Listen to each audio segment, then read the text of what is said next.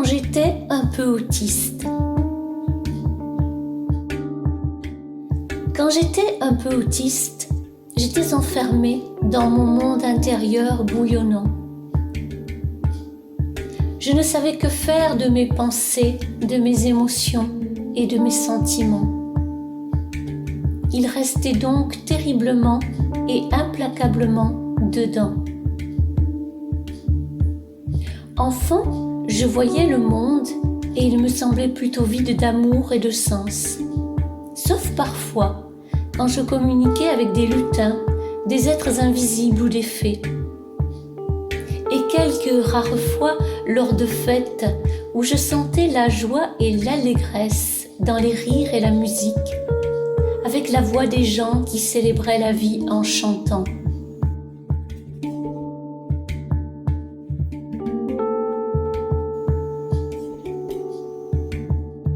Quand j'étais un peu autiste, je croyais que ressentir était dangereux, inconvenant.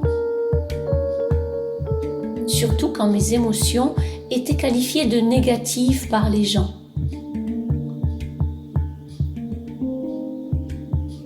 Je croyais qu'il existait de bonnes et de mauvaises pensées, idem pour mes émotions, et que les mauvaises étaient forcément à terre ou erronées.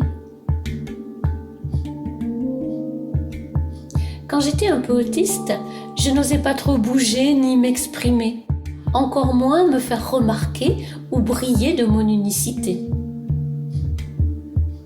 J'avais souvent peur de la réaction possible des gens.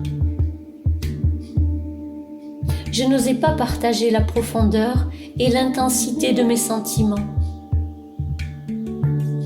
Je croyais qu'exprimer qui je suis vraiment, c'était interdit et dérangeant. Peut-être à cause de mes peurs d'enfant.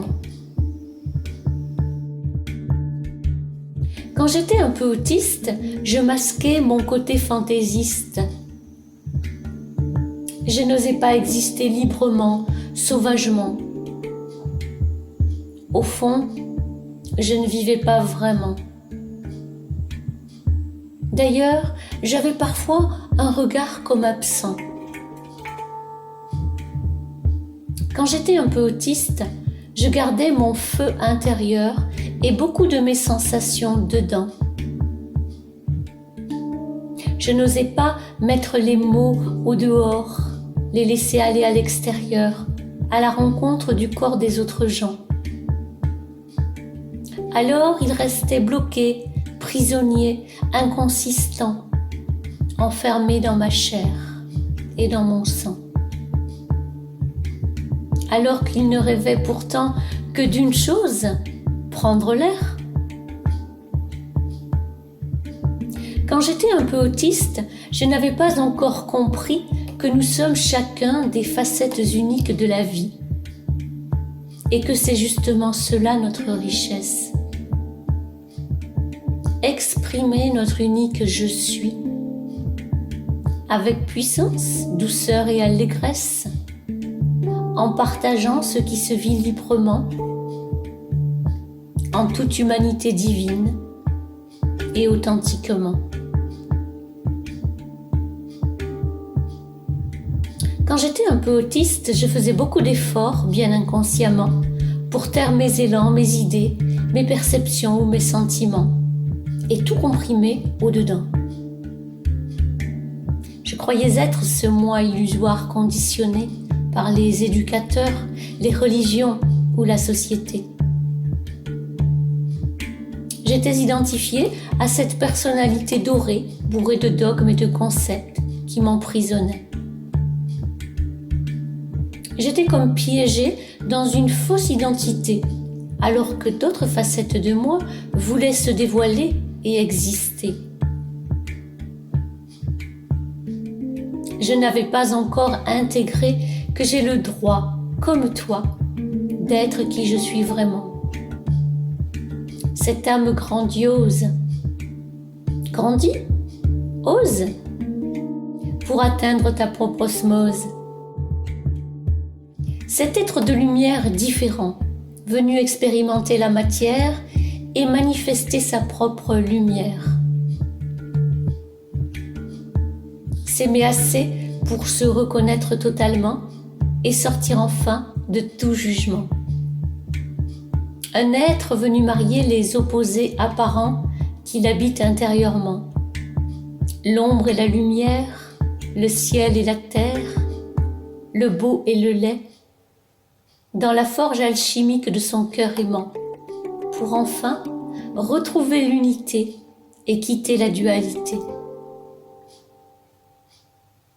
Un être qui cesse de s'éteindre dans les « il faut »,« je dois » ou dans des schémas obsolètes que lui dicte sa tête et qui souvent étouffe le souffle du vivant afin de ne pas trop sortir du rang. Fort heureusement, la vie est indomptable et fait parfois sauter les barrages, comme une rivière qui sort de son lit, pour nous permettre de trouver un nouvel ajustage. Cela arrive à travers un deuil, une rupture, une épreuve, une maladie, qui nous invite à trouver un nouvel élan et notre feu de vie dedans, à sortir du mutisme et à quitter notre costume d'autiste, remplacer le « U » de ce mot par un « R » et devenir ainsi l'artiste. L'artiste qui recrée sa vie autrement et se révèle encore plus vivant. C'est pour cela que je m'exprime toujours plus à partir de ce que je sens, même si c'est parfois difficile encore par moments de m'offrir cette liberté d'expression entièrement.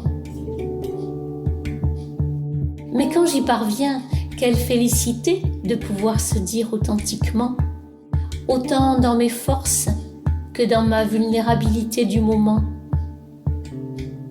Et même si l'agencement de mes mots ne me semble jamais assez parfait, je choisis de rester libre de la peur d'être moins appréciée. Je redeviens alors un peu comme une enfant, libre du qu'en dira-t-on, dans la joie simple d'être. Car mes mots sont des fenêtres par lesquelles passent des énergies comme passe le vent. Oser être soi, c'est une sorte d'accouchement, un dépouillement progressif et courageux, des peurs qui compriment l'élan créateur joyeux. C'est un grand défi pour notre mental peureux, qui rêve qu'en figeant son monde et en le contrôlant, il pourrait un jour être heureux. Le pauvre, il a toujours peur du changement. Et il est tellement peu dans le moment présent. Mais gardons à l'esprit qu'oser le nouveau est une voie de libération bien souvent. Et ouvre une porte à la connexion avec son âme d'enfant. Alors, osons, tout simplement. Nicole Canivenc.